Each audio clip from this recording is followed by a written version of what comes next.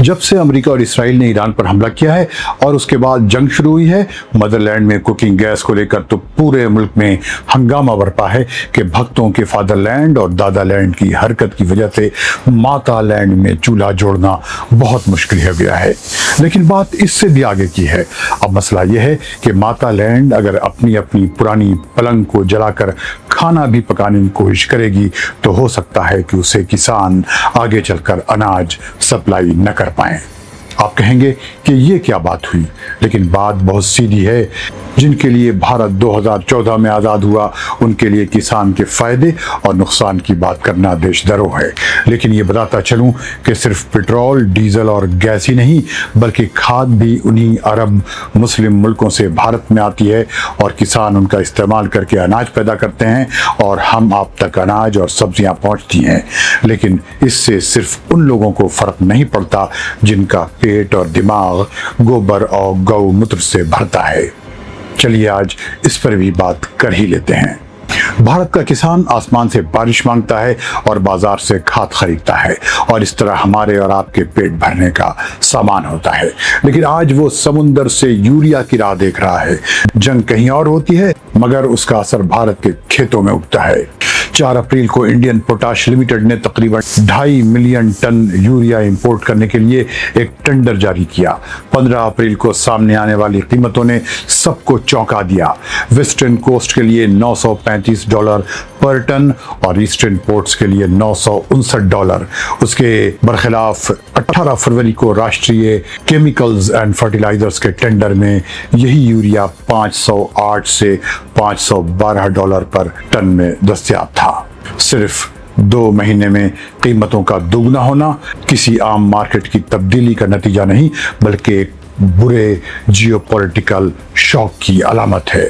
America, Israel और Iran के दरमियान बढ़ती टेंशन और स्ट्रेट ऑफ हॉर्मुज़ के बंद होने ने वर्ल्ड सप्लाई चेन को हिला दिया है। भारत की काश्तकारी या एग्रीकल्चर का बड़ा डिपेंडेंस गल्फ के मुल्कों पर है। जंग से पहले गल्फ कोऑपरेशन काउंसिल के मुल्क कतर, सऊदी अरब, यूएई, ओमान और बहरीन भारत की यूरिया इंपोर्ट का तकरीबन 40% सप्लाई करते थे। इसी तरह लिक्विफाइड नेचुरल गैस एलएनजी जो यूरिया की पैदावार के लिए बुनियादी रॉ माल है, उसका 60% से ज़्यादा इन्हीं मुल्कों से आता है। यहाँ कतर सबसे ज़्यादा अहम है।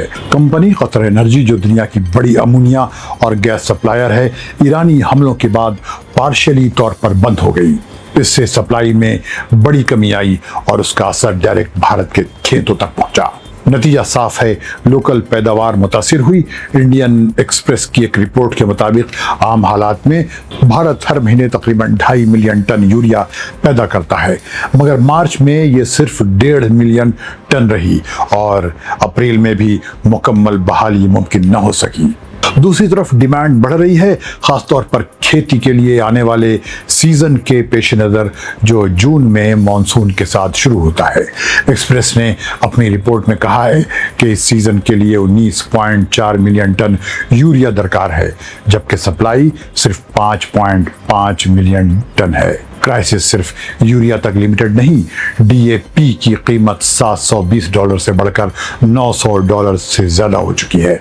सल्फर जो पहले $300 में मिलता था, अब $900 से कम नहीं। अमोनिया भी $435 से बढ़कर तकरीबन $900 पर टन तक पहुंच चुका है। ये सब नंबर्स नहीं, एक किसान की मजबूरी है। महंगी खाद का मतलब है कि इस्तेमाल, कम पैदावार या कर्ज का बोझ। आने वाला सीजन मजीद मुश्किल हो सकता है अगर दुनिया भर में खाद की सप्लाई का क्राइसिस बरकरार रहा। इंडियन एक्सप्रेस के मुताबिक भारत अल्टरनेटिव तलाश कर रहा है। मोरक्को यानी मराकश और उर्दून से इंपोर्ट्स और बायो स्टिमुलेंट्स जैसे हल, मगर वक्त बहुत कम है। लेकिन फिर मराकश और उर्दून भी अरब और मुस्लिम मुल्क हैं। ये क्राइसिस एक हकीकत साफ करता है। भारत की फूड सिक्योरिटी सिर्फ बारिश पर नहीं बल्कि समुद्री रास्तों, गल्फ की इंडस्ट्रीज और कतर एनर्जी जैसी कंपनियों पर डिपेंड करती है। अब किसान सिर्फ बादलों को नहीं देखता, वो हुर्मुज की बंदरगाह को भी देखता है, क्योंकि उसकी फसल अब मौसम ही नहीं दुनिया की सियासत की भी मोहताज हो चुकी है। जो लोग मुस्लिम फल वालों, सब्जी वालों और दुकानदारों के बायकॉट का नारा लगाते हैं, उन्हें आम आदमी पार्टी के लीडर संजय सिंह के मुताबिक अरब और मुस्लिम दुनिया से आने वाले पेट्रोल, डीजल और गैस का भी बायकॉट करना चाहिए। और मैं ये भी ऐड करूंगा कि उन अनाज का भी जिनके उगाने के लिए भारतीय किसान अरब और मुस्लिम दुनिया से आने वाली खाद का इस्तेमाल करता है। कहो कैसी रही संघी चंडालो।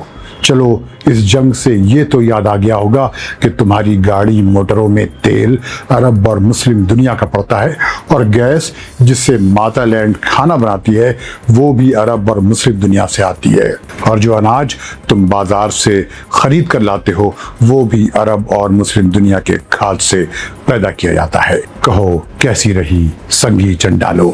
रेडियो देश के देखने वालों को फैजुल हक का सलाम।